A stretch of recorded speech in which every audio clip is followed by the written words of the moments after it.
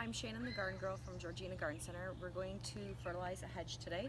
This is a white cedar hedge and was planted just a couple of years ago, so you can still see it's still a little sparse, but we fertilize it regularly so it will fill in quite quickly. Within the next year or two you won't be able to see through it at all. We are going to use a granular fertilizer. This is Actisol. It's natural and it has lower numbers. It is a 439, as you can see here, and you want low numbers for trees and shrubs. And to fertilize, it's super easy. So you just cut open your bag. You don't have to do it all the way open, just enough to get your hand in. And then as you go across, you're gonna fertilize it like you would spread chicken feed. Just handful in. You're gonna aim for about a foot up the hedge, so that way the fertilizer drops